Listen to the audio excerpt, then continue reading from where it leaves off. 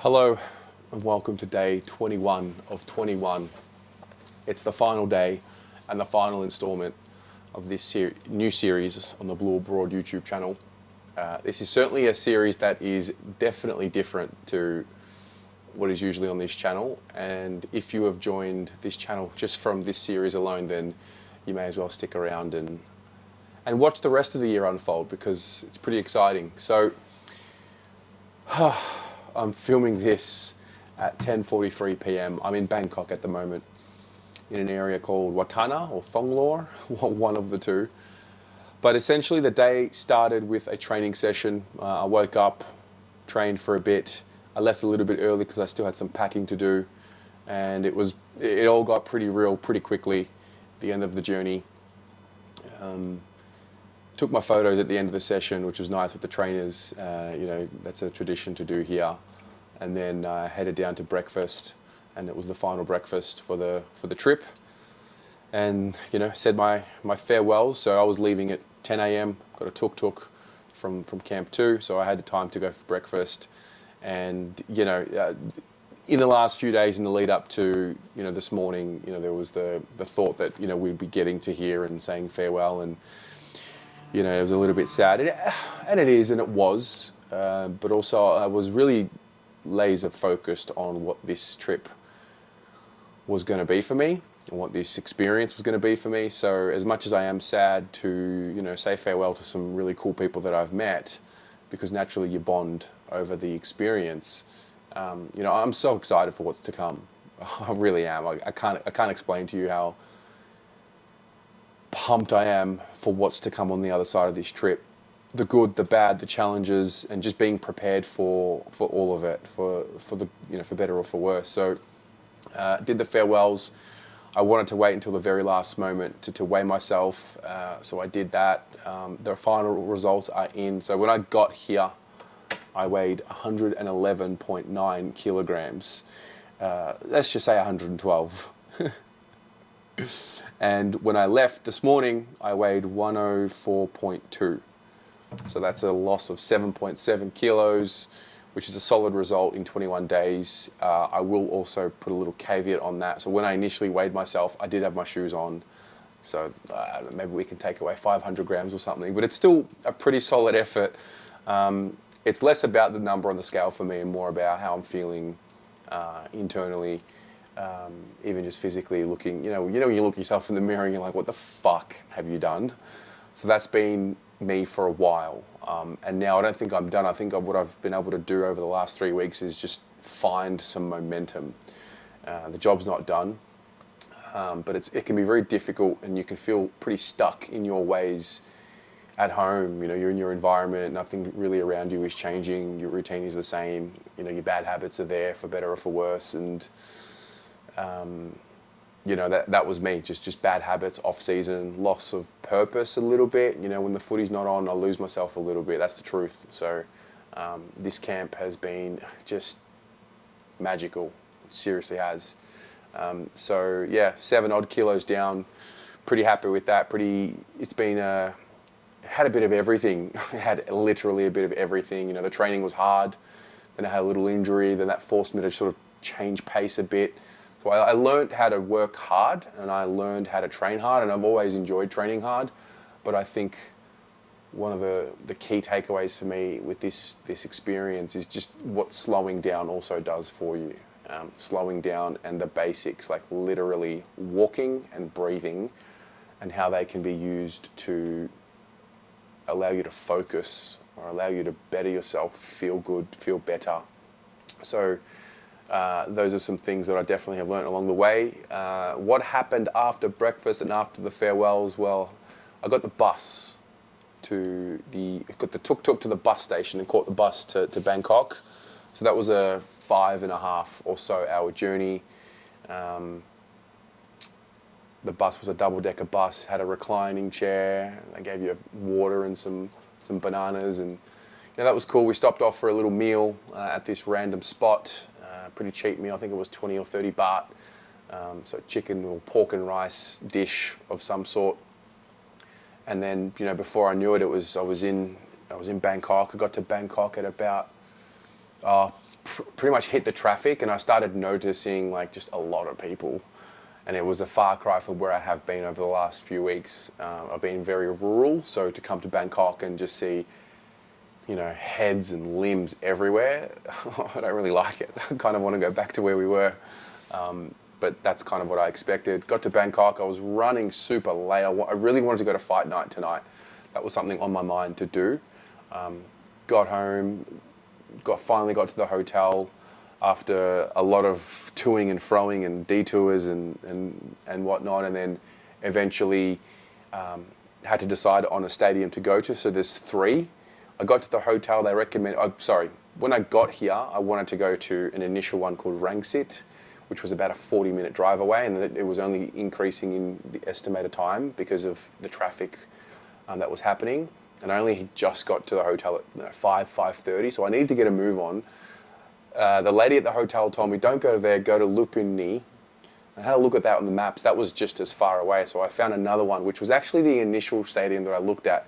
So Rajadhanam was the stadium. It's actually the first Muay Thai stadium in the world, opened in 1945. I ended up going there. It took a while to get there, but I did get there, and that was incredible. That was truly incredible to watch. So there were 7 fights. One of them ended in a knockout. Various fighters from various parts of the world, a couple of Thai fighters in there. But yeah, I sat ringside. I paid a little bit extra and sat ringside, and let me tell you, that was an experience. I like watching the UFC. I like watching combat sports. I appreciate and respect those who enter the ring, but to be there and hear the leg kicks coming off the shin, or watching how red the body gets from the body kicks, whew, that is something else. And those who put themselves in that ring definitely earn my respect. So I really enjoyed that. And then I came back to this hotel. So it was about a 35-minute drive away, 40 minutes.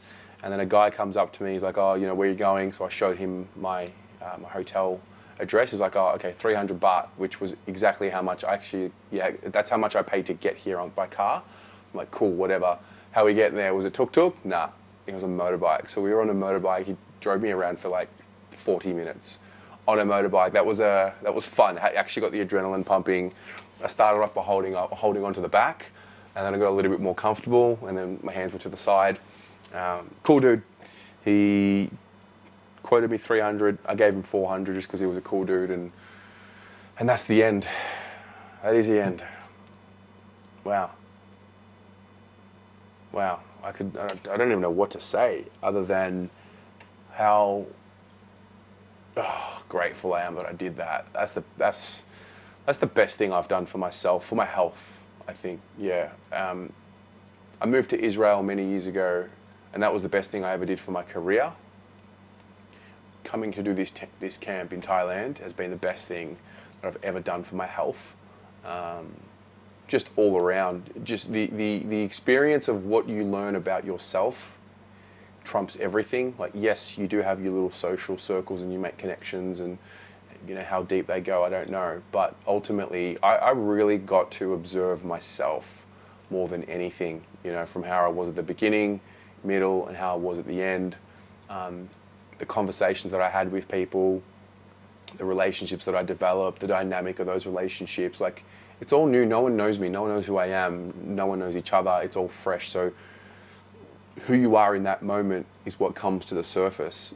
And who you are in every moment is a culmination of who you've been your whole life. And so it's been really cool to tap into that and really focus on that. I've only been around, 55 or 60 people for the last 3 weeks. And that's been rotating. So really, there's only a small circle who have really seen me for 3 weeks. Otherwise, it's just been, new conversation after new conversation. And yeah, mate, I can't recommend doing something more than this, whether it's at this particular camp or another one. I just think the journey that you go on with yourself, your body, the pain, the adversity, the discipline that you have to have with yourself, the ability to put yourself out of your comfort zone and into an environment that is so foreign to you. You got bugs in your bed. You got crickets in your room, you got cockroaches everywhere. but I wouldn't want to have been anywhere else. You know, your shower head's not perfect. So it's not glamorous by any means, but that's not what I was looking for. I was looking for something that was going to make me feel good about myself through hard work. I wanted to train hard. I wanted to eat right. I wanted to learn some new things. And yeah, I ended up really tapping into myself, for better and for worse. Like, it hasn't just been a reflection. This whole journey hasn't just been, you know, me in an awesome light. Like, I've, you know, thought about some things, not only that have happened at camp, but in my life, where I'm like, okay, cool, we can make some changes there, and that's what this has done. So, you know, Battle Conquer will forever hold a special place for me. I mean, I'll be back pretty much after Christmas, whether it's at, you know, this camp or at a different one. I'll be back doing this. I found my thing to do in the off season, you know, in that lull where I'm, you know, a little unsure about my purpose, and you know, is it an unhealthy obsession that I love the footy so much that I have literally devoted my life to it? I don't know.